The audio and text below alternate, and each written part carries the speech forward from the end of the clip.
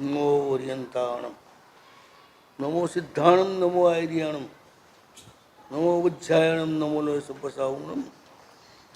એ સોપંચન મુક્કારો સબ્બભાવપણાસણો મંગલાનંચ સબ્બેસિમ પડમમ ભવૈ મંગલમ.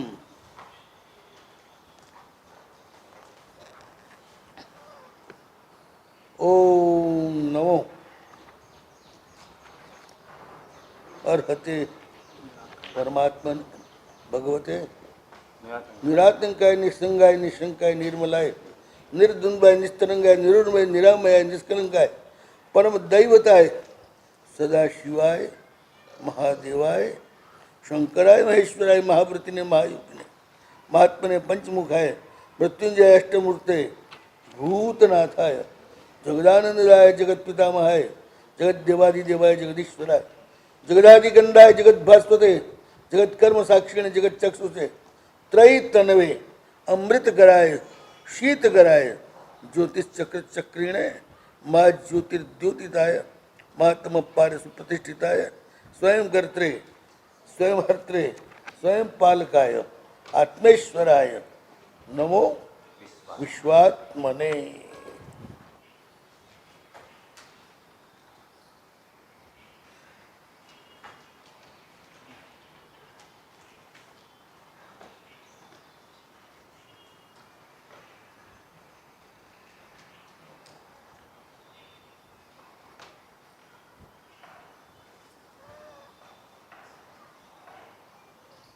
પ્રભુએ આ વિશ્વને ઓળખાયું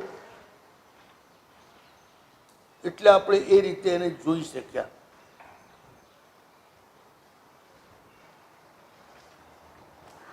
નહીં તો કોઈનું નામ પણ શું છે એ પણ આપણે ન પાડી શકત. બધા જ પદાર્થોને એમણે ઓળખાયા, એમણે દેખાડ્યા, એમની આંખે આપણે જોઈએ છીએ એટલે જગત ચક્ષુ છે.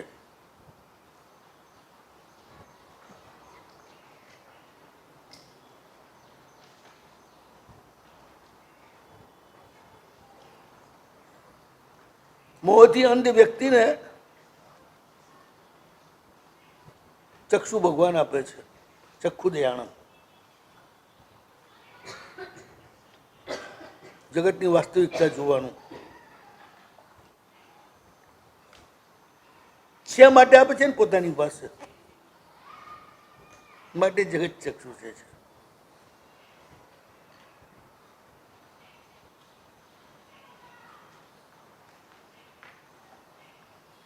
ત્રય તન્વે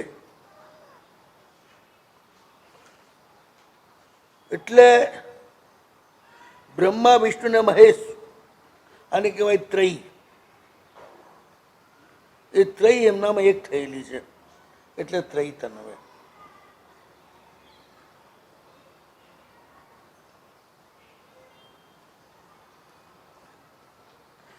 પ્રભુનું ખરેખર સ્વરૂપ ત્રિપદી છે. ઉપરને એવા વિઘ્ન એવા ધ્રુવ એવા એટલે જ બ્રહ્મા વિષ્ણુ ને મહેશ, અલગ નથી. એટલે ત્રય તન્વે આ ત્રણ જે છે એ જેમાં છે ત્રય રૂપ, જેમનું તનુ છે, શરીર છે. પ્રભુએ વિષ્ણુનું સ્વરૂપ આ જ બતાવ્યું છે ને. આ ત્રિપદીમાંથી તો સમગ્ર બાદ સાંગીનું સર્જન થયું. એટલે વિષ્ણુનો મૂળભૂત સિદ્ધાંત પ્રભુએ બતાવી દીધો. ઉત્પન્ન થાય છે, ટકે છે અને વિલીન થાય છે દરેક વસ્તુ.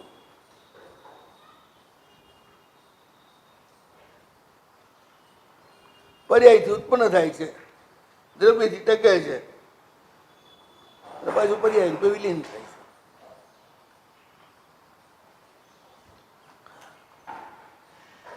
એને દ્રવ્ય પણ કહ્યું ને, ધ્રુવીવા. દ્રવ્ય ત્યારે જ કહેવાય કે ખતમ ના થતું હોય તો જ. દ્રવ્ય દ્રવ્ય છે.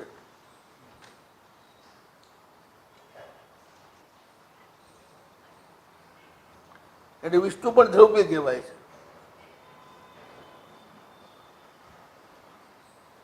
એટલે ભગવાનનું જે અર્હંત રૂપ છે એ દ્રવ્ય છે, એટલે આપણે એ રૂપને જ પૂજીએ છીએ, એને જ માનીએ છીએ. અર્હંત રૂપ અને અર્હુંત રૂપ એ પર્યાય છે. અર્હંત રૂપ, અર્હંત, અરુહંત રૂપ, અર્હંત, અરિહંત, અરુહંત 3 છે.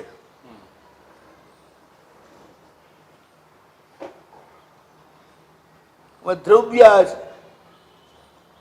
અરિહંત, એ દ્રવ્ય બતાડે છે. મૂળ સ્વર પણ 3 છે. અ ઈ ઉ, રૂલ રૂ અધિકમાં છે. શિવજીએ ડમરું વગાડ્યું એમાં જ્યાં 5 સ્વર પ્રગટ થયા એ 5 સ્વરમાંથી બધા સ્વરો પછી વ્યંજનો પ્રગટ થયા. એ માને છે એટલે આ બનતી ઘટનાનું એક રૂપક આપ્યું છે.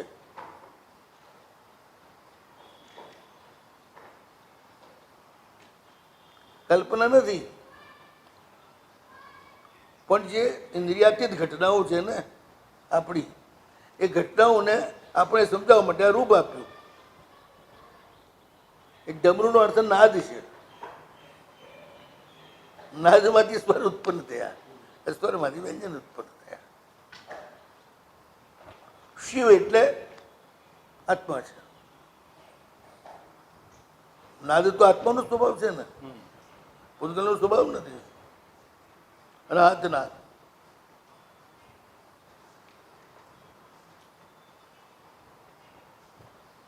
નાદમાંથી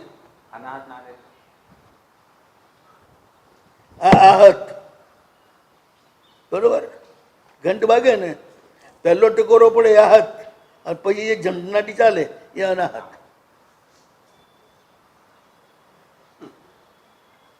વ્યવહારમાં એવું જ આપણી ભીતર કોઈ પણ જાતના સંઘર્ષ વિના, અથડામણ વિના જે ભીતર નાદ ઉત્પન્ન થાય છે એ અનાહત નાદ. સમુદ્ર જેવો ગંભીર નાદ આવે, પછી વીણાનો નાદ આવે, પછી વાંસળીનો નાદ આવે. 24 પ્રકારના નાદ છે. 24 તીર્થંકર, 24 નાદ. દરેકનો નાદ અલગ. અજાપા જાપ જેવું ના, અજબા જાપ અલગ ચીજ છે. તમે આંગળી નાખો ને પછી અવાજ આવે ને એના હાથ, પણ એ અવાજ વગર આંગળી નાખી આવે ત્યારે એના હાથ નાદ પ્રગટ થયો કહેવાય. અને નાખો ને આવે એ ઘડો છે, ગાને ધરો ત્યાં અંદર અવાજ આવશે, એ કે હાથ નથી થતું.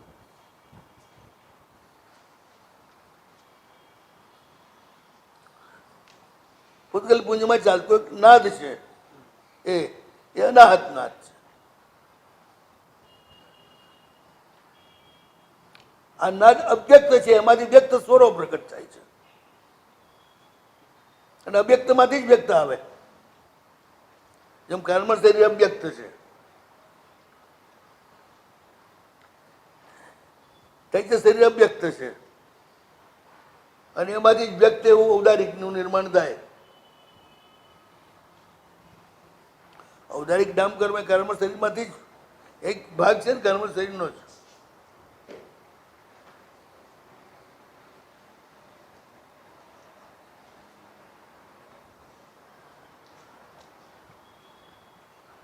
એટલે પ્રભુત્રય તન્વે ઉત્પાદ બે ને દ્રવ્ય રૂપ છે પરમાત્મા.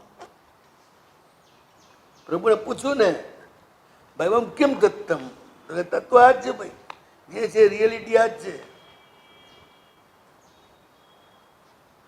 બાકી બધા તરંગો છે. એ જેમાં ઉત્પન્ન થાય એનું નામ સમુદ્ર, એ આ છે ત્રિબદી. એટલે પ્રભુનું સાચું સ્વરૂપ તો એ જ છે, આખું વિશ્વવ્યાપી.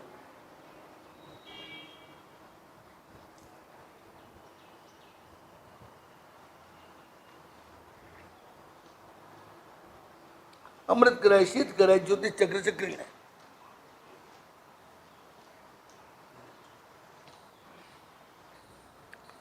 સમગ્ર જ્યોતિષ ચક્રના એ ચક્રવર્તી છે, એટલે મતલબ મધ્યવર્તી છે. ચક્રવર્તી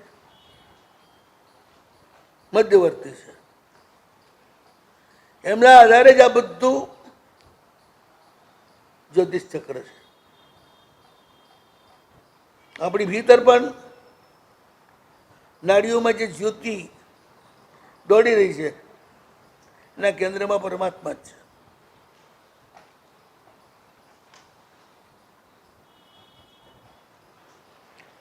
ખાવાનું કર્તવ્ય તમે કરો છો, એ કર્તવ્ય તમે પૂરું કર્યું. હવે આમાં એવું છે ને, ખાવાનું આપે પણ ભગવાન, ચાવવા માટે દાંત પણ આપે ભગવાન, મોઢામાં લેવા માટેનું મોઢું આહાર લેવા માટેનું એ આપે ભગવાન.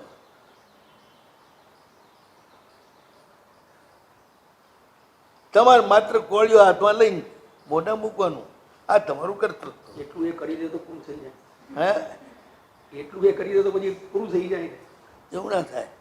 એટલું કરી દે ને, જો એટલું એ તો તમારું કોઈ રહે જ નહીં, તો તમે મીંડું જ થઈ જાઓ. પછી આટલું કરો છો ત્યાં સુધી તમે ચૈતન્ય છો. એટલું ના કરો ભાઈ ચૈતન્ય જ છે ના, પછી થઈ ગયા જડપૂત ગયેલ. બરાબર. કર્તૃત્વ મારું છે જ. પેટમાં પહોંચ્યા પછી પચાવવાનું કામ ભગવાનનું. લોહી બને ત્યાં સુધીનું કામ ભગવાનનું. ભાઈ તમારા હાથમાં નથી તો બધું ભગવાન જ કરે છે ને. તમારા હાથમાં જ બોલો. ત્યાં બંદર ગયા પછી બનાવ્યું? તમે શું કર્યું? કયો હાથ હલાયો? આપણી અગ્નિ એમનો છે, જઠર તમારું છે. પેટમાં હાલ ગયા પછી પચાવવાનું કામ ભગવાન, તો પછી ગેસ કરવાનું કામ પણ ભગવાન. ના, ભગવાને ના પાડી એવું ખાઓ એટલે ગેસ થાય, એ દંડ છે. એ તમારું કામ છે, ગેસ પેદા કરવો એ તમારું કર્તૃત્વ છે. આજ્ઞા પાલક રૂપી કર્તૃત્વ હોય ત્યાં સુધી વાંધો નથી, પણ પછી ઈચ્છાનુસાર ચાલવા રૂપી કર્તૃત્વ આવે ને ત્યાર પછી ગેસે થાય ને બધું થાય, અતિસારે થાય. ભગવાને બધી વિધિ બતાવી છે, કેવી રીતે ખાવું, કેટલું ખાવું, શું ખાવું, ક્યારે ખાવું, એકે વાત બાકી નથી રાખી. ધર્મ બિંદુ વાંચો એટલે બધી તમને ખબર પડી જાય. બધું આવે છે ધર્મ બિંદુમાં. અન્ન જીર્ણ કોને કહેવાય, અજીર્ણ કોને કહેવાય, અજીર્ણ કેટલી જાતના, બધું બતાવ્યું છે ત્યાં. મળના લક્ષણો બતાવ્યા છે, નિરામ, સામ, નિરોગી, રોગી, કશું છોડ્યું નથી.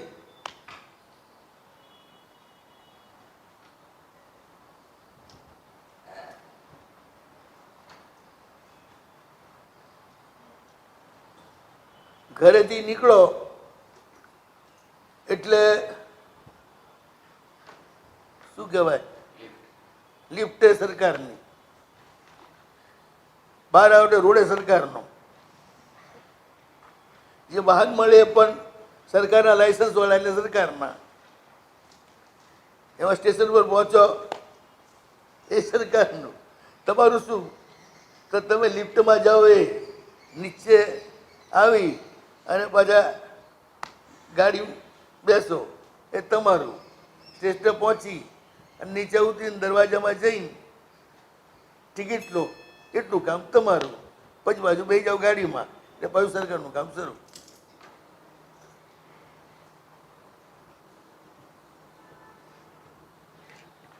આમાં કયું તમારું કર્તૃત્વ છે?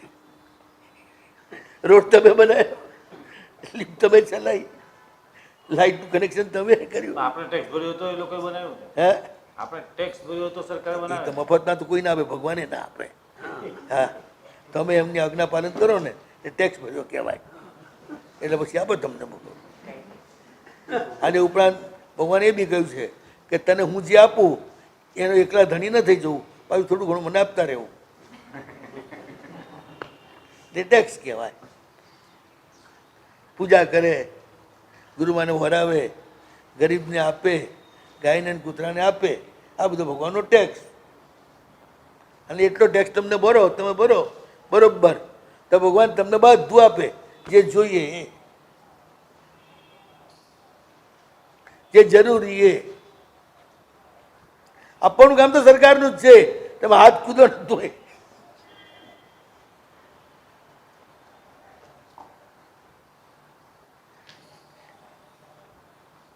આ બગાને છે ને સરકારની મંજૂરી ન બને એટલે કોણે આપ્યું? બધું આજ્ઞાથી જ થાય છે, આજ્ઞા વિના કશું થતું નથી. એમ પ્રભુની આજ્ઞાનું પાલન કરો એ પ્રભુની શક્તિ તમને બધી સગવડ આપી દે. પ્રભુએ ક્યાં આપવાનું છે? એમની શક્તિ આ બધું કામ કરે છે ને. સરકાર પોતે ક્યાં કરવા આવે છે? અહીંયા નરેન્દ્ર મોદી આવે છે, કોઈ આવે છે, એની શક્તિ જ કામ કરે છે ને, ચાર બાજુ ફેલાયેલી. બધા સરકારના અંગ જ કહેવાય ને. ઓર્ડર ત્યાંથી, પછી ક્રિએટિવિટી અહીંયા બધે, કલેક્ટર ઓફિસથી લઈને બધે.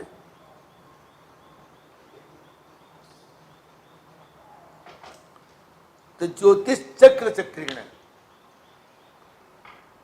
જે જ્યોતિ છે તમારી ભીતર, એના ચક્રવર્તી એ છે. ચક્રવર્તી આમ કોને કહે ખબર છે? એક બાજુ સમગ્ર ભારત ક્ષેત્રના લોકો, એક બાજુ ચક્રવર્તી. તો એ બધા કરતા ચક્રવર્તીનું બળ વધે. ભૌતિક બળ તો વધે, પુણ્ય બળ તો છે જ, પણ ભૌતિક બળ પણ વધે. એટલે એની પેલી નાની પરીક્ષા છે ને, બહુ મોટો ખાડો હોય, પેલી બાજુ 96 કરોડ પાયદલ, 84 લાખ હાથી, 84 લાખ ઘોડા અને 84 લાખ રથ, આ બધે એક બાજુ ઊભા હોય અને આ બાજુ ચક્રવર્તી ઊભા હોય, અને એ બધાની જોડે સાંકળથી બંધાયેલા હોય ચક્રવર્તી. એક મોટી સાંકળ, એમાંથી નાની સાંકળો, એની સાંકળો, એની સાંકળો પહેલાથી જ જાય. એમ બધા એને છેડા પકડાવ્યા અને બધા એક સાથે ખેંચે ચક્રવર્તીને, તો ચક્રવર્તી તસ્તી મસ્ત ના થાય. અને ચક્રવર્તી ઉભો ઉભો ખાલી આમ હાથ કરે ને, પેલા બધા સીધા ખાડામાં લટકી પડે.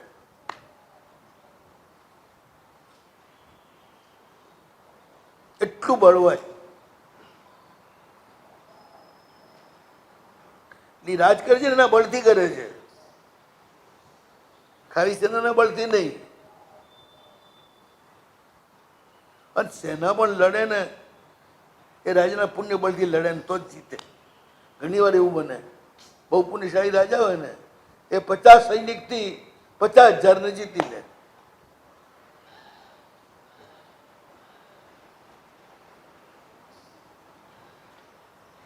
બે 2027 હવે બધા પીડવાડા હતા, અને પીડવાડા એક બહુ મોટું તોફાન પેદા થયેલું. પણ તોફાન ઉગ્ર સ્વરૂપ સંવત્સરીની રાતે પ્રગટ થયું. ના, બીજું ભયંકર ઉલ્લડ. 5,000 માણસ જૈનોને મારવા આવ્યું. ત્યારે આપણા ખાલી 50 છોકરા હતા, એ લાઠી લઈને જે પડ્યા 5,000 ભાગ્યું, કોઈ ઊભું ના રહી. ખાલી 50 જ છોકરા આપણા.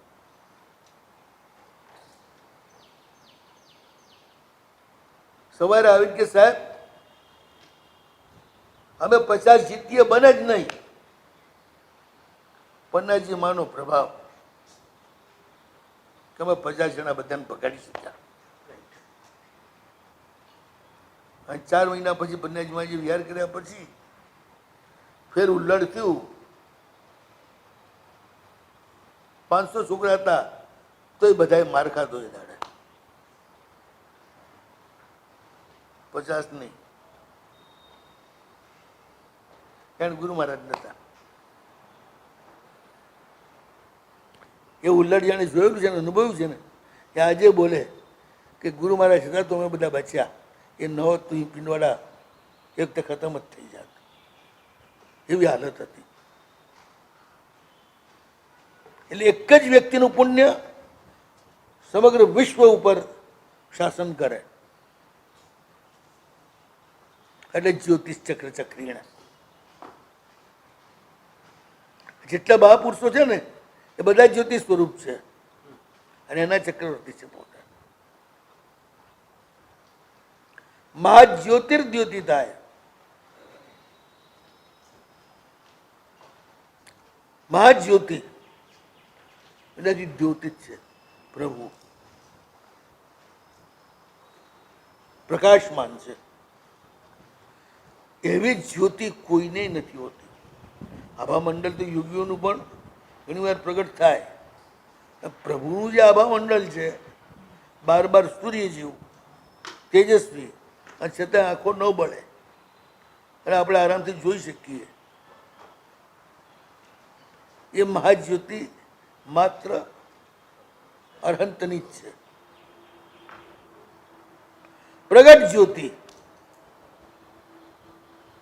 આપણું ઓરા તો કારણ પડે તો પ્રગટ થાય, નહીં તો અદ્રશ્ય રહે.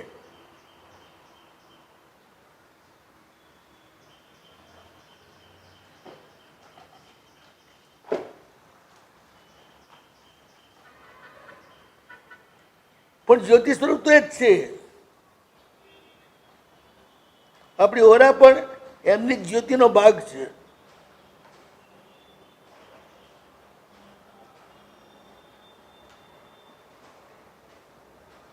એક ભાઈ નીકળ્યા બજારમાંથી જતા હતા, એક જગ્યાએ ઉકો ભગત બેઠેલા. ઉકા ભગત લોકોનું ટેળું જામેલું. પૂછ્યું શું છે? તો થઈને હોની બધું કે છે ઉકો ભગત કે. શું વાત છે? એટલે ભાઈ ઉભા રહ્યા ત્યાં.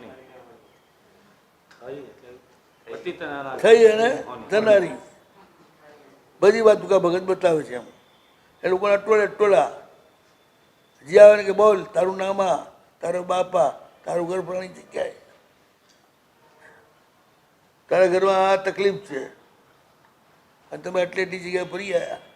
આમ બધી વાત કરી નાખે જાણે ઉઘાડી ચોપડી. પેલા ભાઈ તો યાર આ બી કમાલની વાત છે. ત્યાં બેસી ગયા. આવું કામ પતાવી બધું થોડું રવાના થયું. આ એકલો બેસી રહેલો. તે ભગતે પૂછ્યું શું વાત છે ભાઈ, કેમ બેઠો છું? તારે કંઈ પૂછવું છે? તો કે હા. શું પૂછવું છે? કે તમારી વિદ્યા જે છે ને એ તમને આપો કે નહીં? મારે તમારી વિદ્યા જોઈએ છે, મારે તમને બીજું કાંઈ પૂછવું નથી. તો કે આપવું, મને કંઈ તકલીફ નથી આપવામાં. આવી જ આવતી 14ના રાતે સ્મશાનમાં આપીશ તને. પેલો ખુશ થઈને ગયો. ભાઈ 14ના રાતે સ્મશાનમાં પહોંચ્યો. પેલા બેહાડ્યો ને મંત્ર આપ્યો, 108 વાર ગણ. મને જે પરસો છે મેલડી માનો છે એટલે મેલડી માઈને ઊભી રહેશે. 3 વચન માંગી લે છે.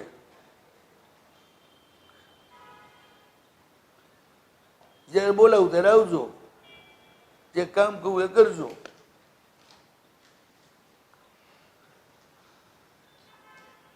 એકસો 108 માં જ આવી જશે કે તું માળા પૂરી કરીશ એટલે. પણ માળા પૂરી થાય પહેલા ગમે તેટલું એ કે ને તો આંખ ખોલતો નહીં.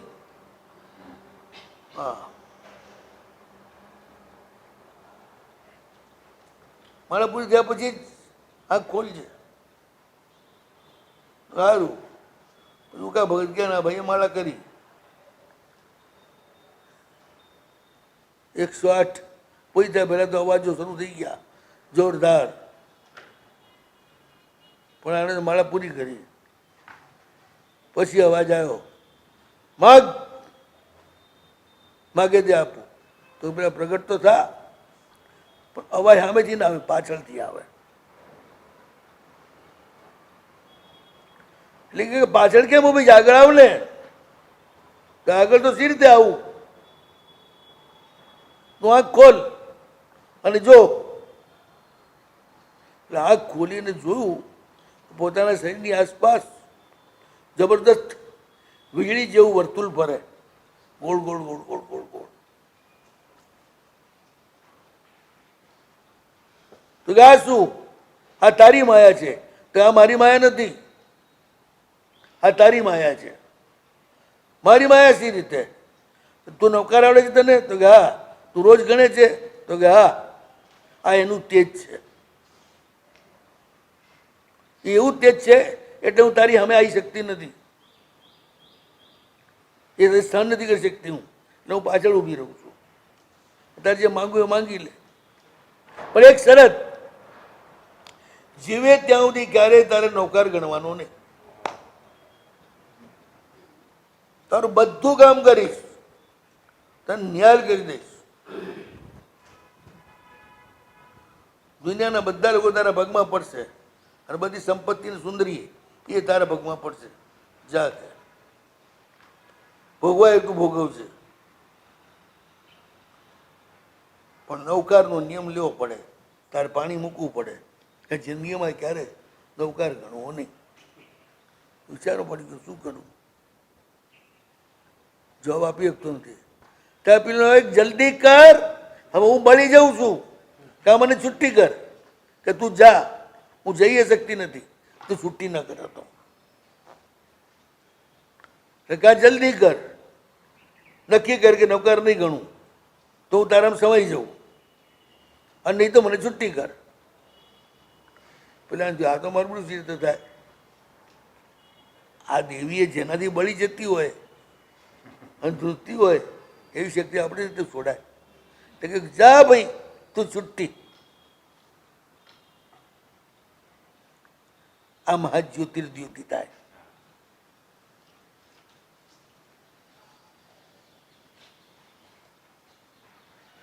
આ જ્યોતિ એવી છે ને જેનાથી ઇન્દ્રોય દબાય, ઝાંખા પડી જાય.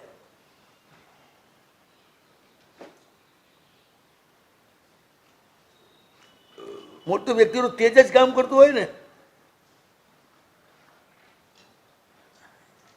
મહાજ્યોતિર્દ્યોતિતાય મહાત્મ પારે સુપ્રતિષ્ઠિતાય.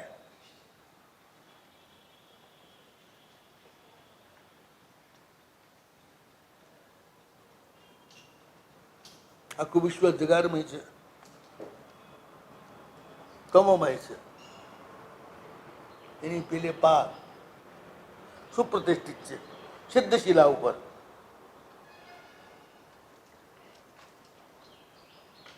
સુપ્રતિષ્ઠિત.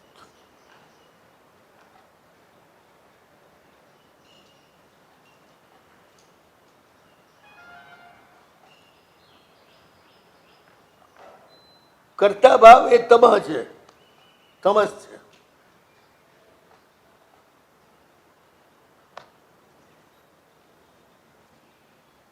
માત્ર અર્થ અને કામ.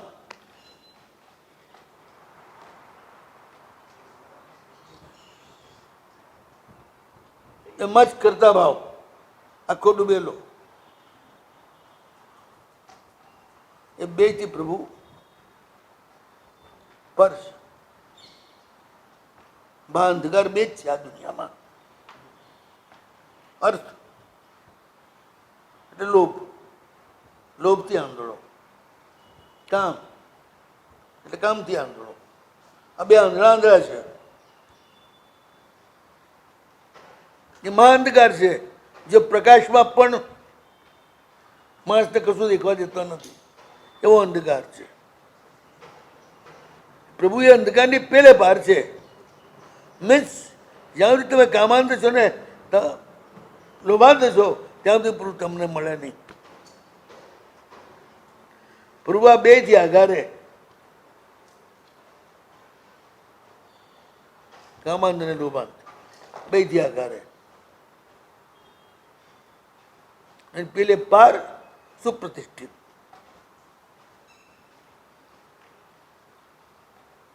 આ બે જે તમે મુક્ત થયા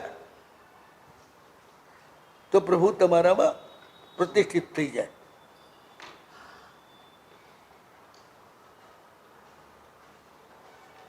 મુક્ત થવાનું ભગવાનની જ કૃપા ને તો જ મુક્ત થવાય ને. બળ ભગવાન આપે. હવે બળનો ઉપયોગ એમાં ડૂબવામાં કરી શકો ને એમાંથી નીકળવામાં કરી શકો. એ બાજુ તમારું તથા ભવ્યત્વ અને ભવિતવ્યતા બે કામ કરે. તમારી ભવિતવ્યતા અનુકૂળ હોય તો તમારું તથા ભવ્યત્વ તે રીતે તૈયાર થઈ જાય.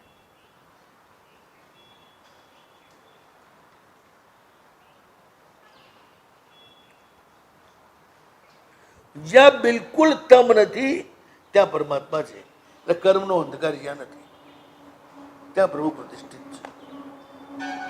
બધા જ ઘાતી કર્મો એ અંધકાર રૂપ છે. એની પેલી બાદ પ્રભુ પ્રતિષ્ઠિત છે. અંધકાર એ જ છે.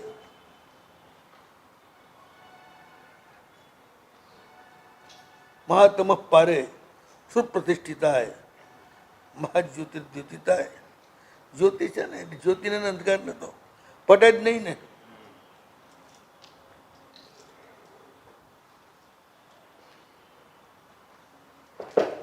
પાછું આ ત્રય આવી સ્વયં કર્ત્રે સ્વયં હર્ત્રે સ્વયં પાલકાય. આપણે પ્રભુના આલંબનથી બધું કરીએ, પ્રભુ સ્વયં બધું કરે. એ કોઈનું આલંબન પકડે નહીં. સ્ટીમર સ્વયં તરે, આપણે એના આલંબનથી તરીએ.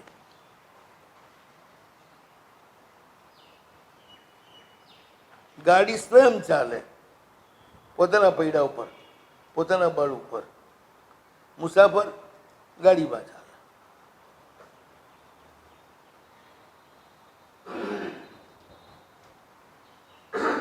સ્વયં કર્ત્રે સ્વયં હર્ત્રે. બધું જ પોતાના જ આત્માના આલંબનથી એ કાર્ય કરે છે.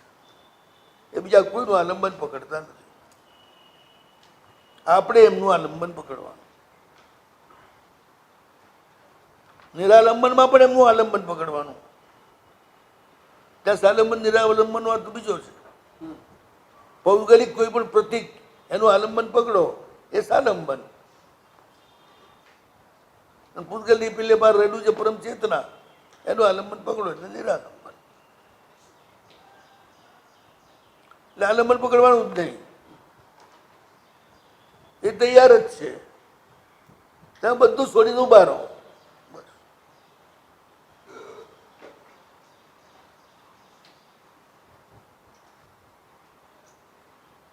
એણે તો બધું આપ્યું છે, બધું છોડવાનું.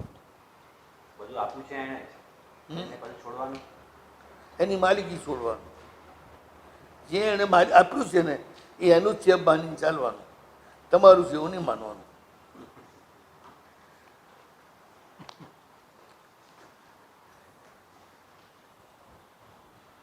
કારણ કે તમે કઈ પૈસા આપીને એની બધી લીધું નથી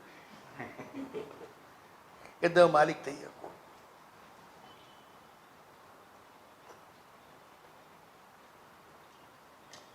અને આપ્યો હોય તો તમે એક પૈસો આપ્યો હોય ને એના બદલામાં એમને 1 કરોડનું આપ્યું હોય તો હવે તમારા પૈસાની બહુ તમારા ભાવના કારણે વેલ્યુ થઈ બાકી ના થાય.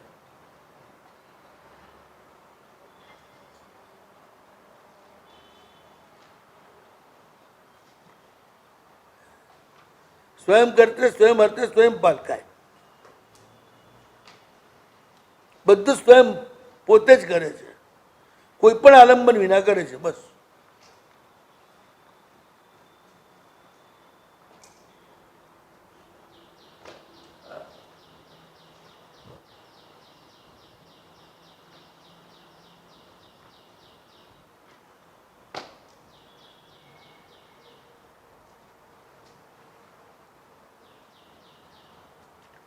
પ્રભુનું સ્વરૂપ છે ને અશ્રાવ્ય ધ્વનિ એટલે અદૃશ્ય તેજ.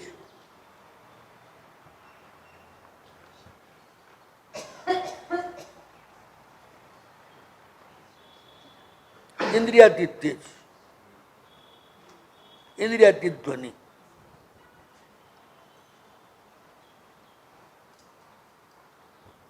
પ્રભુનું સ્વરૂપ એ છે.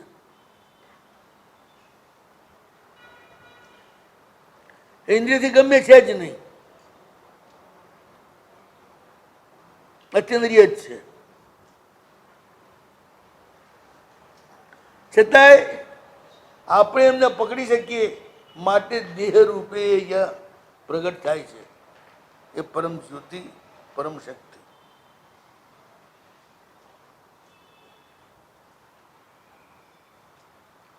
દ્રશ્ય નથી, શ્રાવ્ય નથી, પણ અનુભૂતિ ગમ્ય છે.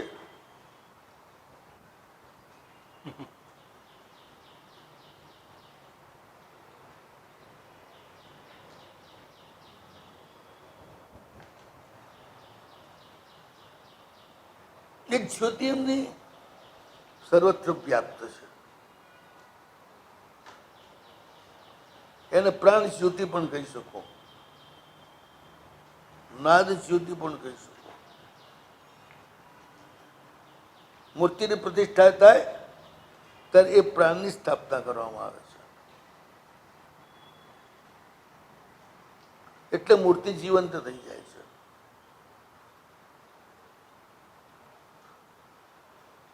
પછી માત્ર મૂર્તિ નથી રહેતું, પરમાત્માનું શરીર બને છે. પછી એક તબક્કો એનાથી આગળ ચાલે છે. મૂર્તિરાત્મા મંદિરમ શરીરમ.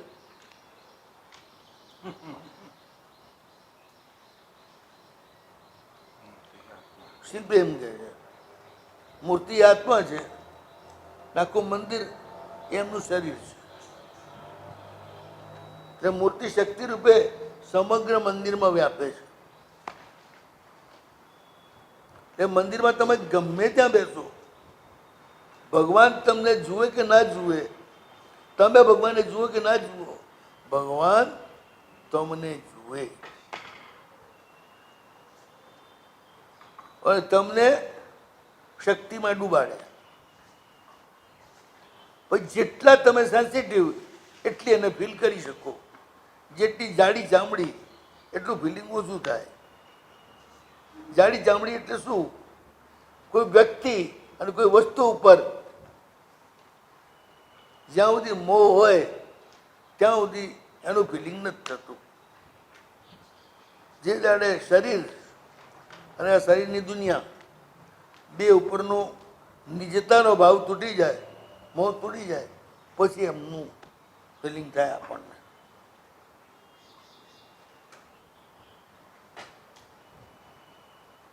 વિશ્વવ્યાપી જ્યોતિ છે, શક્તિ સ્વરૂપે જ્યોતિ છે.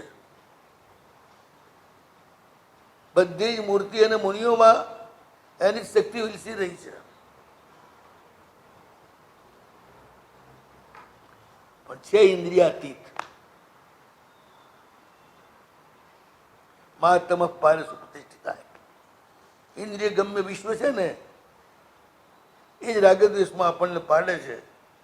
એટલે એ જ અંધકાર છે અને પ્રભુ એને પાર છે.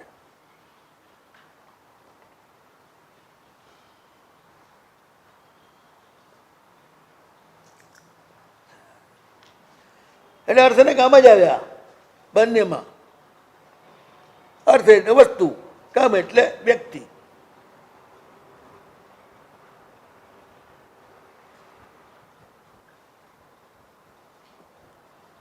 કે કામનું માધ્યમ વ્યક્તિ હોય છે, અર્થનું માધ્યમ પૌદ્ગલિક પદાર્થો હોય છે.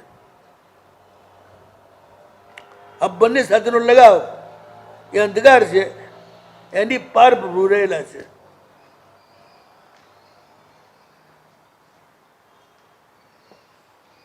એટલે મૂર્તિમાં જે પ્રાણની પ્રતિષ્ઠા થાય છે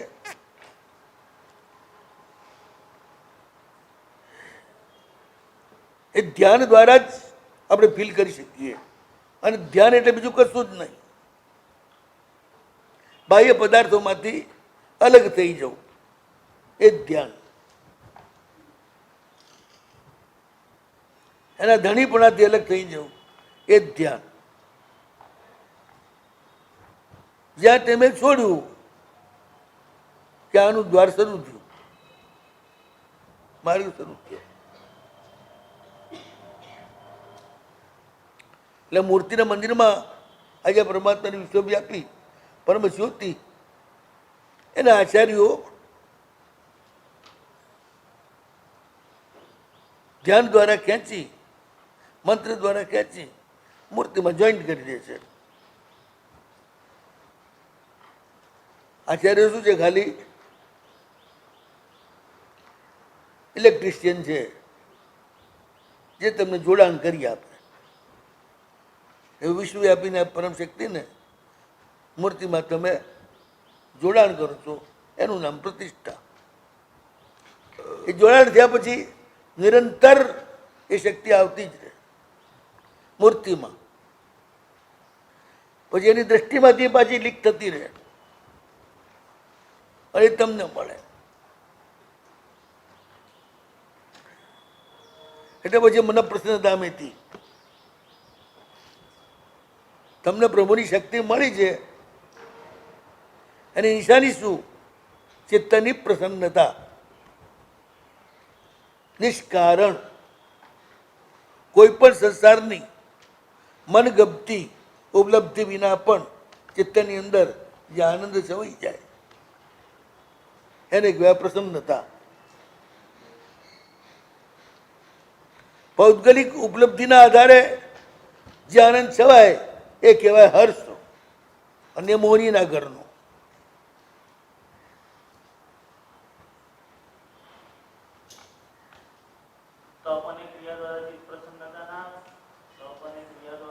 કઈ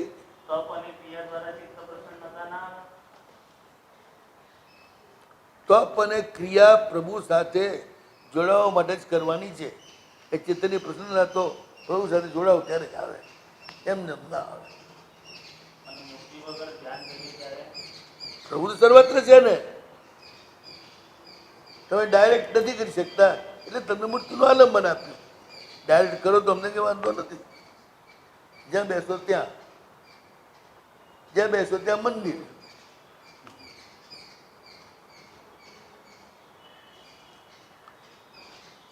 દેવો દેવાલય પ્રોક્ત દેવસ્તત્ર નિરંજન.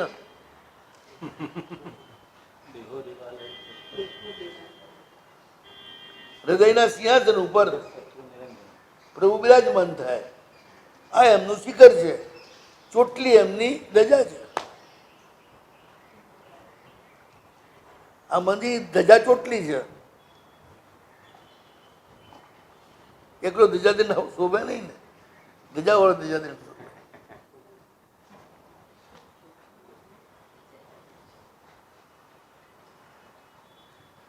એટલે વાંધો નથી કઈ. પણ પહેલા શું છે? પદાર્થોની માલિકીયત તોડવા માટે પદાર્થ આપવો પડે, જેને આપ્યો છે એને. એટલે આલંબન તરીકે મંદિરની જરૂર પડે છે. એટલે પૂજા પ્રતિપત્તિ કરતી વખતે ભગવાન સાથેનો સંપર્ક જોઈએ.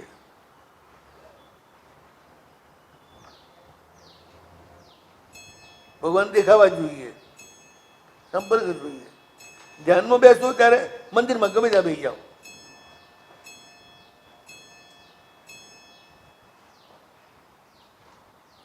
પ્રભુ સર્વત્ર છે, મંદિરમાં તો છે જ, સુમાય છે. પણ એટલું બધું તમે ફીલ નથી કરી શકતા. મંદિરમાં તમે ફીલ કરી શકો, સ્વીકારી શકો. સંપર્ક જ થાય ને. સરકાર સર્વત્ર છે પણ સંપર્ક તો સચિવાલયમાં જ થાય અથવા પોલીસ ઓફિસમાં થાય. બે જગ્યાએ સરકારનો સંપર્ક થાય. કે પોલીસ ઓફિસમાં પહોંચી જાઓ અને ફરિયાદ કરો કે જે જરૂરત હોય એમનું કામ જ તમને હેલ્પ કરવાનું છે, સાચા પોલીસ હોય તો.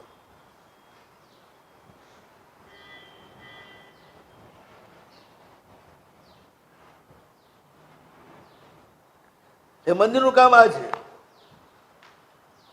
પ્રભુ ત્યાં છે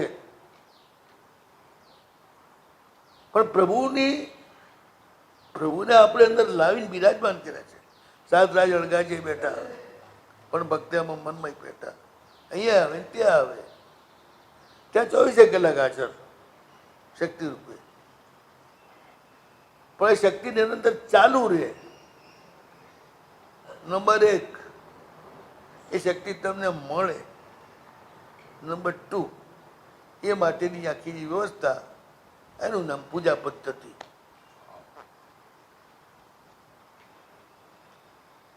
ફરી પાછું ફરી હું યાદ રાખ્યા વગર બોલ્યો છું. નંબર 1 શક્તિ એમાં આવતી રહે. તો તમે બધા બહાર હતા, હું બોલ્યો ત્યારે અહીં નહોતા. બોલો, હું જે બોલ્યો કોણ બોલી જાય છે એવું બધી ખબર પડી જાય કે તમે હાજર હતા કે નહીં.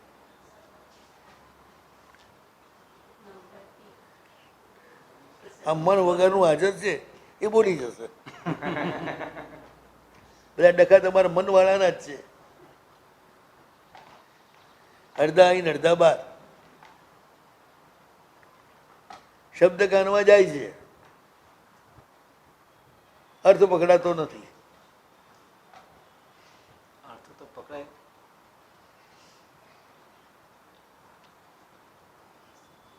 થોડી ડીમ લાઈટ થાય.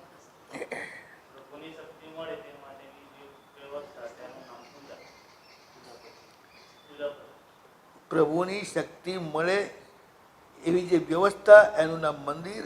અને મૂર્તિ અને શક્તિ મળવાની વ્યવસ્થા ચાલુ રહે એ માટેની જે પ્રક્રિયા, એનું નામ પૂજા.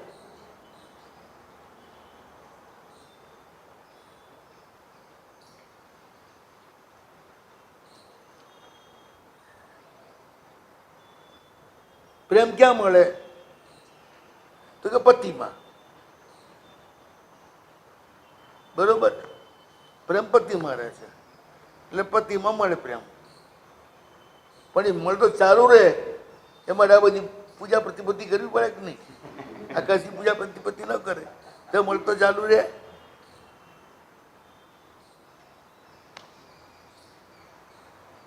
બધી પૂજા પ્રતિપત્તિ કરવી પડે ને. નવડાવવા, ધોવડાવવા, ખવડાવવું, પીવડાવવું, ઋતુના અલગ અલગ ભોજન આપવા, એવા કપડાં પહેરાવા, બધી વ્યવસ્થા કરવાની. તો મળે, નહીં તો ના મળે.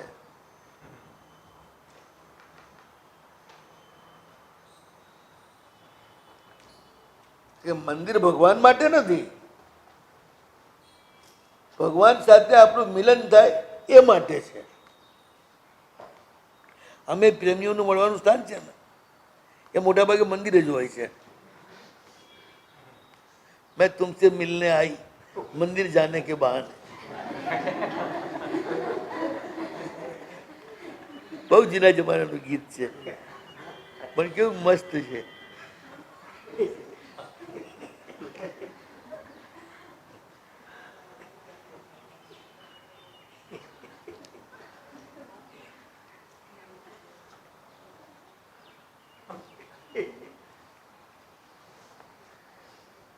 બીજું કઈ જગ્યા જ નથી. પ્રેમ કરવાની, પ્રેમમાં પડવાની શ્રેષ્ઠતમ જગ્યા જ મંદિર છે. ભૌતિક અને આધ્યાત્મિક બંને રીતે.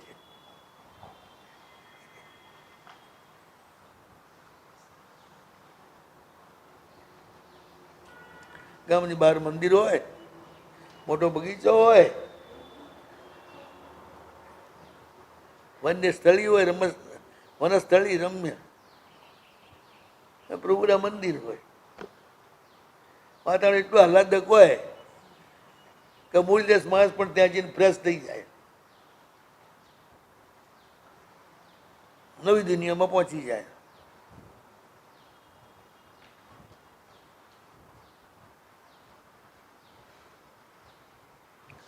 જીવંત મંદિર અને જીવંત મૂર્તિ તમે જે ધરો એનો સ્વીકાર કરે.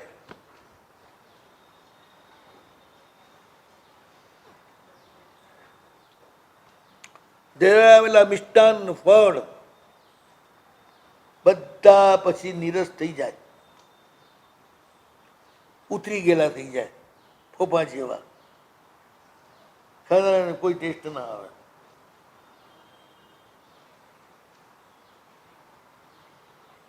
એટલે નિર્માલ્ય કહેવાય ને.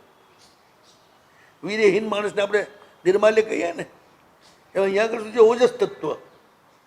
વસ્તુમાંથી ઓજસ તત્વ આખું મંદિરમાં સમાઈ જાય, મૂર્તિમાં સમાઈ જાય. એટલે જેટલા ઘીના દીવા વધારે થતા હોય, જેટલા ફળ નૈવેદ્ય વધુ ચડતા હોય,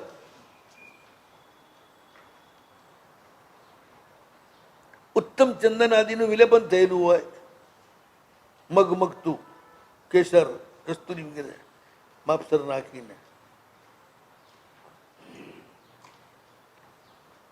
આખું વાતાવરણ જેવું પ્રફુલ્લિત હોય કે પ્રભુની ઉર્જા અનેક ગણી થઈ અને ભક્તને મળે.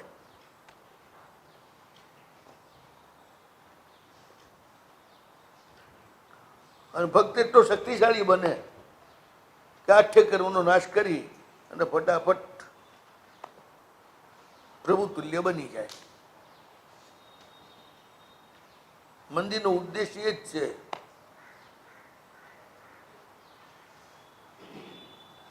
તમને પરમાત્મા બનાવવા.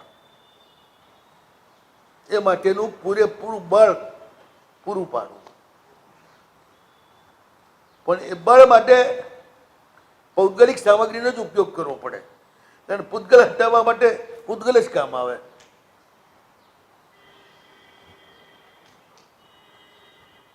વાદળા આવે હવાથી, જાય પણ હવાથી. સૂર્યમાં કશું ના કરી શકે, પ્રકાશ નાખી શકે, વાદળાને હટાવી ના શકે. હટાવવા માટે તો અવાજ જોઈએ.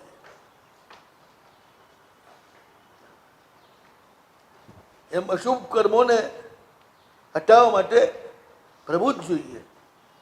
અશુભ કર્મોને શુભમાં પલટવા તો આપણે ત્યાં જેટલી અશુભ પદાર્થો છે ને એને શુભમાં 2 જ જણા પલટે. એક અગ્નિ અને એક સૂર્ય. સૂર્ય બધા કચરાને ખેતરમાં નાખો તો ખુલ્લા સૂર્ય તડકામાં એટલે એને ખાતરમાં કન્વર્ટ કરી નાખે અને એમાંથી સારામાં સારી ફસલ થાય. એમ તમારો સંસારનો બધો કચરો એ પ્રભુના સૂર્યના પ્રકાશમાં આવે એટલે કચરો જે છે એ એનર્જીમાં કન્વર્ટ થઈ જાય. એટલે પાપ પુણ્યમાં પલટાઈ જાય.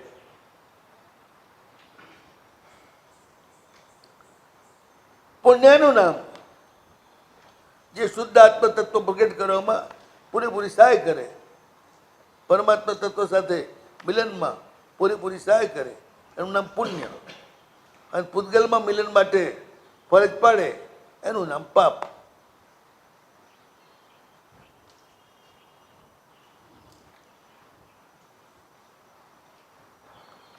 તો મંદિર અને મૂર્તિનું નિર્માણ જ આ માટે છે, પ્રભુ સાથે મિલન માટે. અને એ મંદિરની મૂર્તિ ટકેલા રહે ને એમાં જે પ્રભુની જે પરમ જ્યોતિ છે વિશ્વવ્યાપીની એમાં આવતી રહે.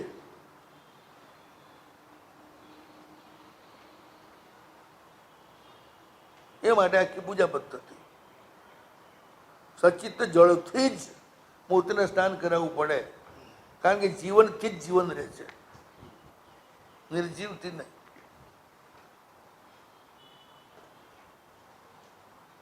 વૃક્ષમાં છે ને ગરમ પાણી ગમે તેટલું નાખીએ પનપે નહીં, કાચું પાણી જ નાખવું પડે તો જ પનપે. જીવથી જ જીવન છે.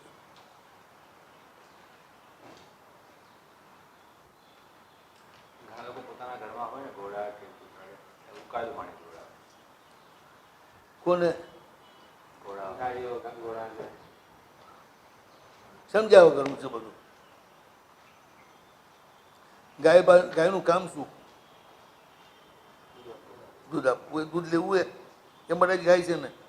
કે પૂજા કરવા માટે છે. દૂધ ક્યારે આવે? એ માં બને તો આવે, માં ન બને તો આવે. તો માં બનવાની શક્તિ કાચા પાણીમાં જ રહે, બાપ બનવાની શક્તિ પણ કાચા પાણીમાં જ રહે. બ્રહ્મચર્ય પાળવા માટે પાકું પાણી પીવાનું છે. એટલે એનાથી અબ્રહ્મની શક્તિ ક્ષીણ થઈ જાય છે. એ જે ગ્રસ્ત છે,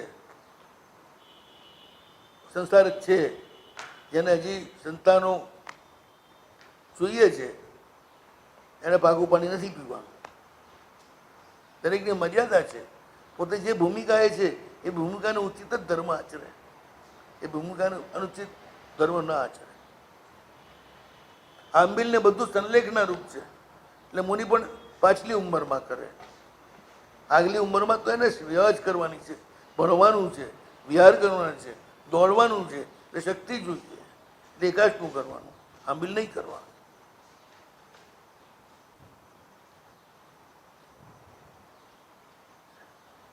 ઉન્માદ ન થાય એ માટે કાચી ઇન્દ્રિય નહીં ખાવાની, પરિપક્વ પૂરતી ખાવી. આત્માનંદજી મહારાજ કહેતા દૂધ નહીં પીને કા, मिठाई खूब खाओ, पकवान खाओ. दूध उन्माद करता है, कच्चा सब उन्माद करता है, पक्का नहीं करता है. कच्चा दूध, कच्चा घी ગરમ કરી લે દૂધને પછી વાંધો નહીં. આ તો એ કાચું જ કહેવાય, દૂધના રૂપમાં છે ત્યાં સુધી. ચા ચાલે. પહેરનારો વાંધો નથી. ગરમ કરવું એ જુદી ચીજ છે, બાળવું એ જુદી ચીજ છે. પૂરી તરાય ત્યારે ઘી બળે છે. દૂધ ગરમ થાય ને ત્યારે દૂધ ઓછું નથી થતું, હોય એટલું જ રહે છે. પાણી નાખેલું હોય તો ઉડી જાય, પણ દૂધ તો એટલું જ રહે. અને સાચા દૂધનું ઓળખ શું એ ખબર છે તમને? નહીં ખબર. પાત્રમાં નાખ્યા પછી જલ્દી ઠરી જાય એ દૂધ પાણી વાળું, અને ઠરતા ટાઈમ લાગે એ દૂધ પાણી વગરનું. ભલે હાવ પાતળું હોય ગાયનું, પણ પાણી ન નાખેલું હોય જલ્દી ના ઠરે, ઠરતા ટાઈમ લાગે કાચું.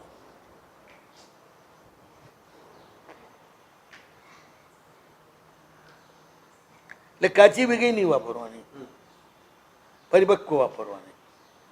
જૂના જમાના છે ને, ગુરુઓ ગોળ વાપરવાની પણ ના પાડતા, ખાંડ વાપરવાની ના પાડતા, પણ ગોળ વાપરવાની ના પાડતા. ગોળ ગરમ છે, કાચી ગઈ છે ને.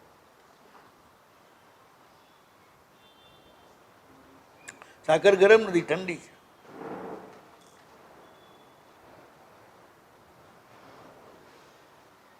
ગોળને ઠંડો કરવો પડે. આપણે ખબર છે, ગોળનું પાણી કરીએ ને 100 વાર ગાળવું ત્યારે ઠંડુ થાય. આટલું પ્રોસેસ કરવો પડે. ખાંડમાં એ પ્રોસેસ ના કરવો પડે.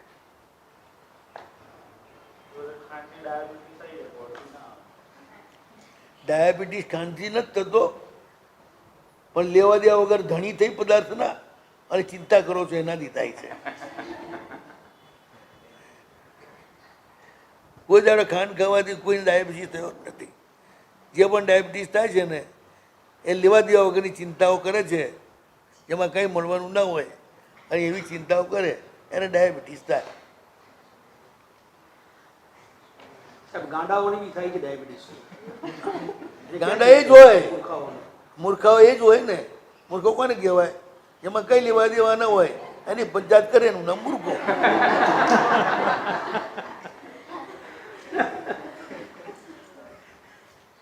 હવે જેમાં કંઈ ચાલે એમ ના હોય, ગાડીમાં બેઠા ને પછી તમારું કશું ચાલવાનું છે? આ ડ્રાઈવર આમ કેમ ચલાવશે, તેમ કેમ ચલાવશે ને, અહીં કેમ ઊભી રાખીએ, આ આંચકો કેમ આવ્યો?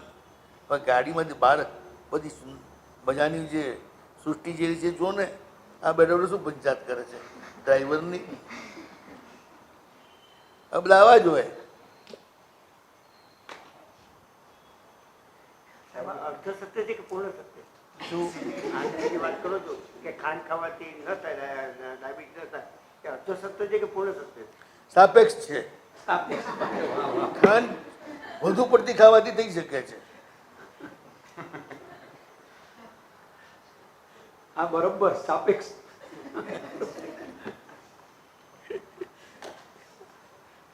સત્ય સાપેક્ષ હોય તો જ કહેવાય, નહીં તો કહેવાય જ નહીં. એકાંતે કશું હોતું જ નથી. પણ રોજ આંબીલ કરતા હોય અને એને ડાયાબિટીસ ફૂલ થાય તો શું ગમવાનું? ખાંડ અટતોય નથી. એટલે સમજવાનું કે મનનું જ કારણ છે, ભોજનનું કારણ નથી.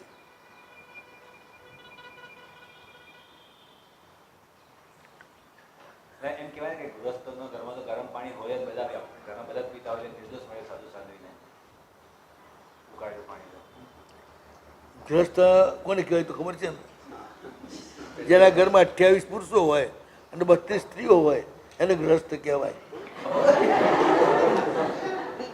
શાસ્ત્ર એમ કહે છે. બરોબર. શાસ્ત્રમાં ગ્રસ્તમાં વિશ્લેષણ આપ્યું છે. હા, 28-32 એનો રેશિયો છે કુટુંબનો.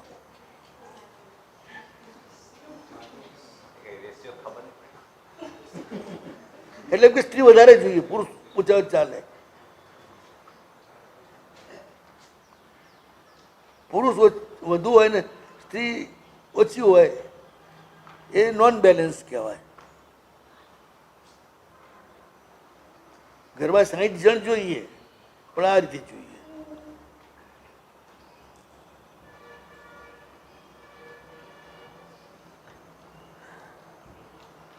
હવે આવા ગ્રસ્તો હોય, બોલો તો શું બોલ્યા હતા?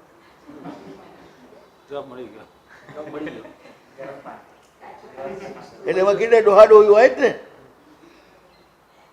એટલે ઘરડા થઈ સીધા હાલે એ માટે અમને ગરમ પાણી પીવડાવવા.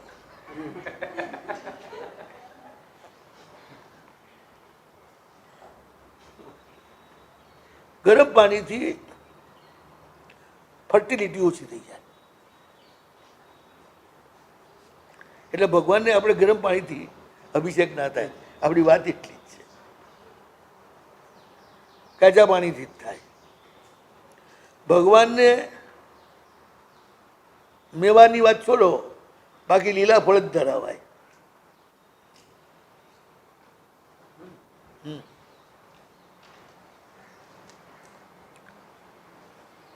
નારિયેળ પણ પાણી વાળું હોય ત્યાં સુધી સૂકું નહીં ધરાવવું. વિધિમાં આવે તો ગોળા આવે, ગોળા પાછા બદલી ગઈ છે.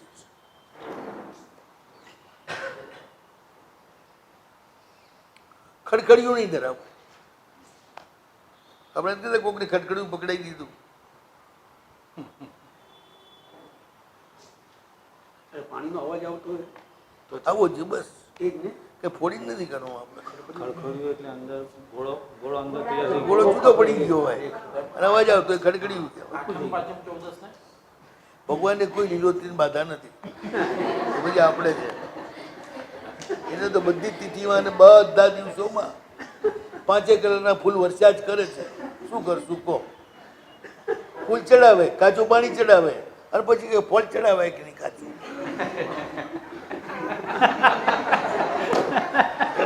મારે વપરાય તારે ન વપરાય એટલે શું થયું? મેવો તારે ના ખવાય ચોમાસામાં, પણ ભગવાનને ધરાવાય ન બગડેલો હોય તો. તો આદરા પછી કેરી પણ ચડાવે. આદરા પૂરા થયા પછી જે કેરી નવી પેદા થતી હોય એ ચડાવાય. આદરા પૂરા થયા પછી તો એ કેરી ખવાય? આદરાના છાંટા જેના પર પડ્યા હોય એ ના ચડાવાય. એ બગડે ને બગડે. કેટલાક પ્રદેશોમાં આદરા પેલું ભાદરવા મહિના આવે છે ને પંજાબમાં. શ્રાવણ મહિને પંજાબમાં ભાદરવા મહિના આવે કેરી શ્રાવણ ખાય જ છે ને, આખું પંજાબ ખાય છે. મારા સાહેબે ખાય છે ને, જૈનો ખાય છે. તમારે ભાદરવામાં ખાવી હોય તો જવું પંજાબમાં, ચોમાસું કરવું તો ત્યાં ભાદરવામાં તમને ખાવા મળશે કાયદેસર. કાયદેસર એ કાયદેસર બિલકુલ કાયદેસર. તો આપણે તો એવું સાંભળ્યું કે આંતરા પછી ખવાય જ નહીં, ખવાય જ નહીં, ખાય. એ માત્ર ગુજરાત પૂરતો નિયમ છે. જે પ્રાંતના કાયદા હોય ને એ કેન્દ્રમાં ના લાગુ પડે, બીજા રાજ્યને ના લાગુ પડે. મુંબઈમાં ના ખવાય. એ મુંબઈ આખું ગુજરાત રાજ્ય એક જ હતું ને? મુંબઈ રાજ્ય હતું ને, ગુજરાત, મહારાષ્ટ્ર એટલે ન અને ખવાયનું કારણ? રાજપૂતાના ન ખવાયનું કારણ? એ છાંટા પડે ને કેરીના ફળ ઉપર એટલે એમાં કીડા પડી જાય છે, જીવાત પડી જાય છે. એમ નહીં તો મહારાષ્ટ્રમાં બીજા પ્રદેશમાં ચાલે પડેલ શું આદરા પછી? હાદરા પતી ગયા, હા એના છાંટા ન પડ્યા હા કેરી ઉપર, હા. એવી અને પછી નવી કેરી જે આખી આવી હોય ગુજરાતમાં બી આવી ને એવી કેરી? નથી આવતી, નથી બારમાસી આવતી. આમાં છે ગુજરાતમાં છે, બારમાસી આમ હા, તો ચાલે ચાલે ને? હા, ભાદરવા પછી. બારમાસી કેરી આવે છે. માટુમાના દેરાની બાજુમાં જ છે. હમ. હા હા, એટલે આમાં એવું છે ને કોકા હા કે એ જે કેરી આવેલી હોય ને બારમાસી, એને તો કોઈ દોષ જ નથી. ઋતુઓની જે ફળો છે ને એ એના ઋતુના નિયમ પ્રમાણે ચાલે, બરાબર. ઋતુમાં જ થતા ફળો. બારમાસીને કોઈ નિયમ લાગુ ના પડે. ફક્ત એ ટાઈમે પાકેલી કેરી હોય એ નહીં લેવાની, એના પર છાંટા પડે એટલે બગડી જાય. કાચી નાની કેરી હોય એને કોઈ અસર નથી થતી. સાહેબ, આ સૂકા મેવામાં આવો પ્રશ્ન આવે કે કાર્તિક પૂનમ પછી વપરાય સૂકો મેવો, પણ એ આપણી પાસે તો બીજા કારતક બધી તમે આવી ગયો, પણ એ અહીંયા આવતા દુકાને તો મેવાનો એક જ નિયમ લખી રાખો, ખોરો થઈ ગયેલો મેવો ના વપરાય ગમે ત્યારે. આમ તો સાહેબ આગળ ચોમાસા પછી બંધ. ખોરો થઈ ગયેલો ભાગન ચોમાસા પહેલા ના ખવાય, અને કાર્તિક ચોમાસા પછી એ ના ખવાય. અને જે બદામ જ વૈશાખ જેઠમાં જાયેલી હોય નવી ઝાડ પરથી ઉતરીને, એ અભક્ષ્ય સી રીતે થાય? એ બધું રાખી મૂકો 6 મહિના 8 મહિના અને પછી બક્ષી રહે. જે મેવા ઉપર ચોમાસું જાય એ અભક્ષ્ય, અને એને ભક્ષ્ય રાખવા માટે આપણી ઋષિઓ શું કરતી ખબર છે? ખુલ્લી બદામ હોય ને, ન ફોડેલી હોય તો ચાલે બધે 12 માસ. ખુલ્લી બદામ હોય ને એને ચોમાસા પહેલા ગાયના ગોબરની રાખની અંદર મિક્સ કરી અને બાટલામાં ભરી દીધી. એ પછી ચોમાસા આખું એના ઉપરથી જાય ને તો ચોમાસામાં બગડે નહીં, અને ચોમાસા પછી એ ખાઈ શકો તમે. ગાયના ગોબરમાં એન્ટીબાયોટિક્સ છે, એકદમ જીવોત્પત્તિ થવા જ નહોતી, વસ્તુને બગડવા જ નહોતી. આ ગાયના ગોબરનો ગુણ છે.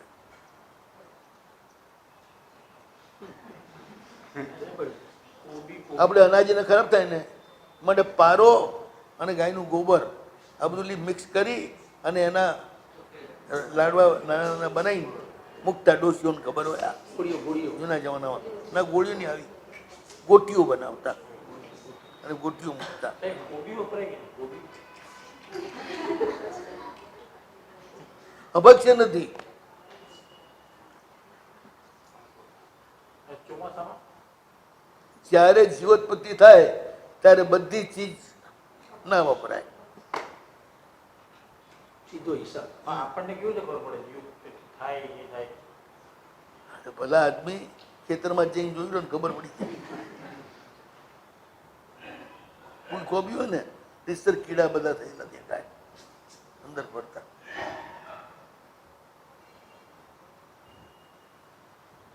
આ બધો હિસાબ છે ને જીવોત્પત્તિ, જીવદયા એના હિસાબે જ છે, બીજું કોઈ નથી. અમુક મહાત્માઓ કે વપરાય ને અમુક કે ના વાપરે, બીજા થઈ જાય. હવે એવું છે ને, સમાચારી છે, હા. જે મહાત્મા ન વાપરતા એમને ન વરાવવી, વાપરતા એને વરાવવી. ને આપણે સત્ય ગવેષક કોઈ હોય તો તો કોઈ પણ મહાત્મા વાપરતા હોય તો કોઈ પણ શ્રાવક વાપરી શકે.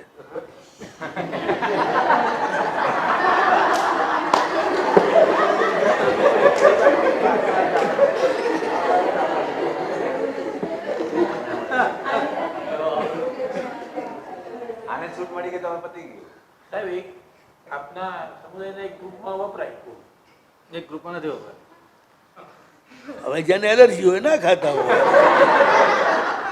એલર્જી ના હોય વાપરતા. એમાં ઊંડા ન ઉતરવું, તાર તો જે હા કે ઓરાવી ના કે ના ઓરાવી. એટલે પછી મારે વપરાય ને. અને જેની શ્રાવિકા ઉપયોગ વાળી હોય, પત્તે પત્તું ખોલીને જોઈ લે અને પછી જ એને સમારતી હોય, એ શ્રાવકી વપરાય, બીજા શ્રાવકી ના વપરાય. હવે સોનલમાં આવી બનશે. હવે સોનલમાં આવી બનશે. મમ્મી છે તારી ચિંતા નહીં એને.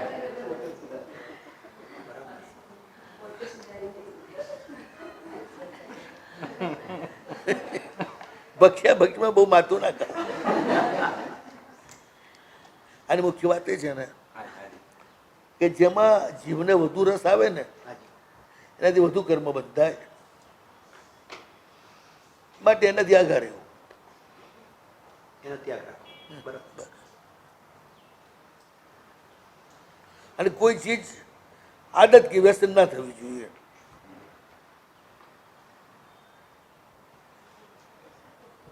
પાકા કેળાનું શેક છે, પાકા કેળાનું શાક સંપૂર્ણ નિર્દોષ છે, કોઈ દોષ જ નથી. કાચા કેળામાં દોષ કરો, કારણ કે સચિત્ત હોય, પગલું અચિત્ત હોય ને, એ જ ભાવતું અતિ ટેસ્ટ થતો હોય ને તો થોડુંક તેનો ત્યાગ કરતા રહેવું, નિરંતર ના વાપરવું ભક્ષ્ય હોવા છતાંય.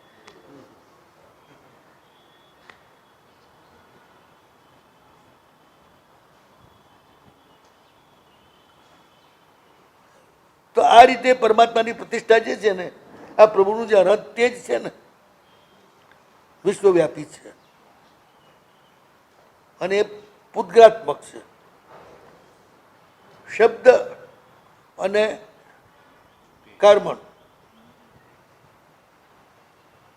અને તેજસ.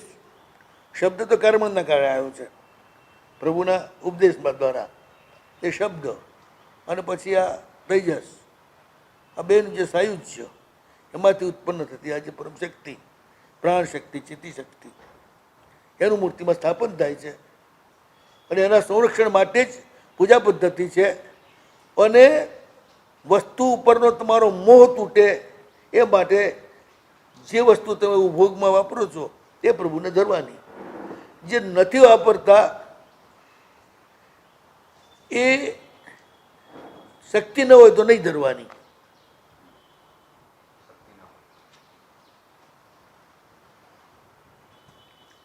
ખાલી શુદ્ધ જળ અને પુષ્પથી પૂજા કરે એટલે ભગવાનની પૂજા પૂરી થઈ ગઈ. ચંદન હોય તો વાપરો, ખરેખર ચંદન વપરાય નહીં ભગવાનની પૂજામાં, સુખડ જ વપરાય. ચંદનની સુગંધમાં શું કરે? ચંદનનું જરા આટલું જાડું થાય ને પછી એની અંદર વચ્ચેથી જે સારભૂત થડ નીકળે અંદરનું એ સુખડ. તેલ એમાં જ હોય, તીવ્ર સુગંધ પણ એમાં જ હોય. વર્ષો સુધી, 100 વર્ષ સુધી પણ એ સુગંધની સુગંધ ના જાય. એનાથી બનેલો ખાટો હોય રાજાનો, એ હંમેશા સુગંધ મારે બેકે. એટલે એ મોંઘો હોય ખૂબ, વચલો ભાગ. આજુબાજુનો ભાગ એટલો મોંઘો ના હોય. એટલે એ જે વચલો ભાગ છે એને ચંદન કહેવાય. એ લાલ પડી જાય. એ સુખડ. એ સુખડ. આમે તમે કોઈ બી ઝાડ જુઓ ને, કાપેલું જોજો, એમાં વચ્ચે આમ વધારે બધું આજુબાજુ ડાર્ક હોય, વચ્ચે એકદમ પીળાશ કે લાલાશ ઉપર હોય, એટલે એ પરિપક્વ ભાગ કહેવાય એનો. એ શ્રીખંડ, શ્રીખંડ કહો સુખંડ કહો એક જ. પેલું છે ચંદન, આજુબાજુ છે બધું, અને પેલું સુખડ. એટલે ભગવાનની ભક્તિમાં આપણે સુખડ વાપરવાનું છે, ચંદન નહીં. ચંદન ઠંડુ એ ચંદન. મેં વર્ષો સુધી શંખેશ્વરમાં આ જ ચંદન જોયું છે. એટલે ત્યાં જે ચંદન ઘૂંટાતું ને વગર કેસરે લાલ થતું, એનો હું વાસ્કેપ મંગાવતો, એ લાલાશ ઉપર આવતો, અત્યંત સુગંધી. 15 વર્ષે વાસ્કેપ પડ્યો ને તો એની એ સુગંધ હોય, એમાં ફરક ના પડે. અત્યારે તો લાકડા જેવું. કાચું ચંદન આવે છે, ચંદન સુખડ લાકડું તો છે જ નહીં. ચંદન ખૂબ ઉગે છે, પણ આટલું થડ હોય ને કાપીને લાવે એટલે એમાં પરિપક્વ થયું જ ના હોય ને. ચંદુનું ઝાડ 50 વર્ષની ઉંમરે પરિપક્વ થાય, પૂરું જુવાન થાય, ત્યારે આ પૂરેપૂરું આવી ગયું હોય. જેમ 32 વર્ષની ઉંમરે પુરુષ અને સ્ત્રી એનું પૂરું શરીર ઘડાઈ જાય, બાંધો આખો મજબૂત થઈ જાય, એ સુદૃઢ બાંધો હોય એ ટાઈમે. એવી રીતે સુખડ હોય તો જ વાપરવું જોઈએ, ના હોય તો કંઈ નહીં. પુષ્પને ઝાડ બહુ થઈ ગયું, ઉત્તમ ફળ લઈ આવો. ગાયના ઘીનું નૈવેદ્ય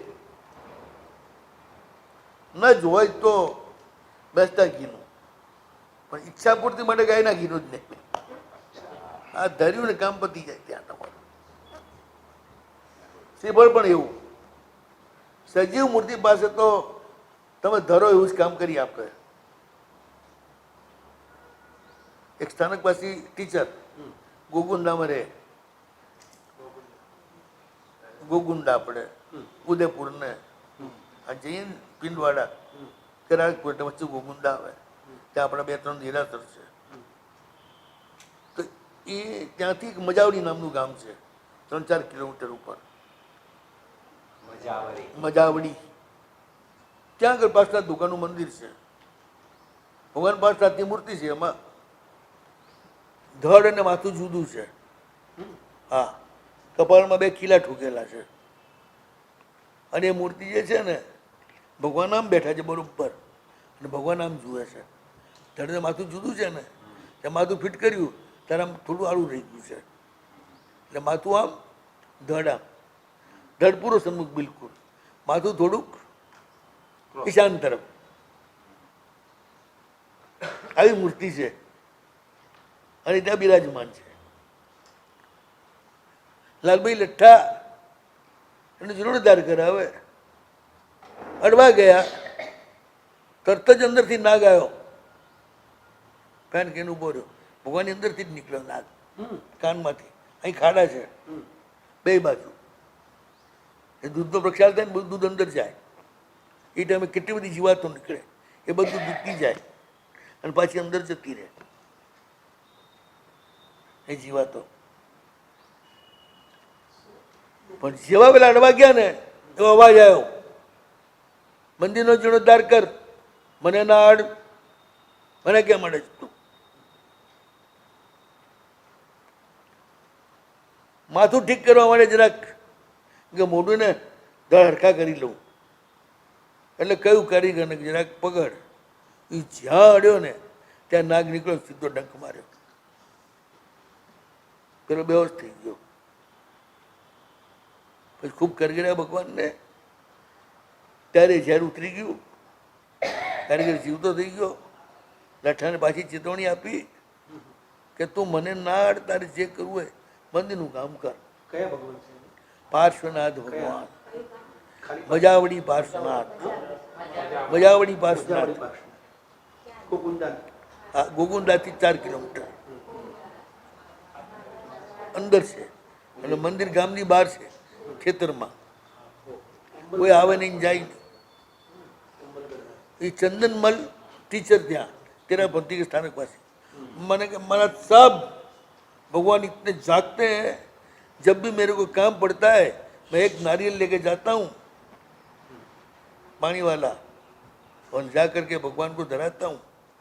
मंदिर में भी नहीं, मंदिर के पगथिये पर रख देता हूँ, और भगवान को कहता हूँ इस काम के लिए जा रहा हूँ, काम पटा देना. वहाँ जाता हूँ, अपने आप सारे ऑफिसर ठीक हो जाते हैं, फटाफट साइन कर देते हैं, मेरा काम पड़ जाता है. मैं और कहीं जाता ही नहीं हूँ, मेरे तो यही बड़ी ऑफिस है, इस ऑफिस में जा करके अर्जी कर देता हूँ, मेरे सब काम पड़ जाते हैं. भगवान प्रत्यक्ष है कि यहाँ तो खुद हाजरा हजूर है, फिर और को पकड़ने की जरूरत ही क्या. अत्यंत जीवित मूर्ति हो ना तो स्वयं बोले मने और नहीं, अधिटायक नहीं. प्राण જ્યારે પૂરાય ને ત્યારે સજીવન થઈ જાય, તો તેજસ શરીર બોલવા લાગે.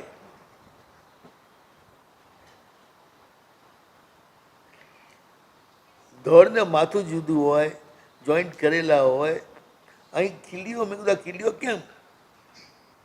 પ્રભુ કબજામાં નતા રહેતા, દৌડી જતા હતા, એટલે ખીલીઓ મારી જતીજી અહીંયા સ્થિર કર્યા છે. એટલો ફોર્સ મૂર્તિમાં. આવું તો પહેલી વાર આ બધું જોયું ત્યારે ખાતરી થઈને કે જીવંત હોય છે ભગવાન. ખોટા ફાંફા મારીએ છીએ આપણે. દર્શન કરવા જવું પડે. હા, જજો ક્યારેક નીકળો ત્યારે. હાથે લઈને જઈએ.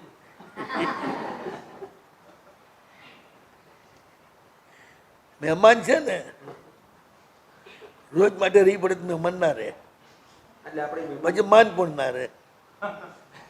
એ મહેમાન માનીને કરીએ તો મહેમાને તો મજબૂત પડે ને.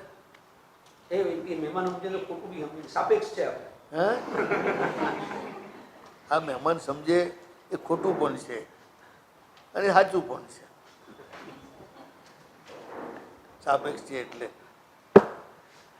નવો હિંદાણું નવલી સમજાવવાનું મેં સમજવાનું કર સ્વ અપરાશનું મંગળાંચ સમય શું ભણવામાં ભાઈ આની પણ સ્પષ્ટતા ખૂબ છે.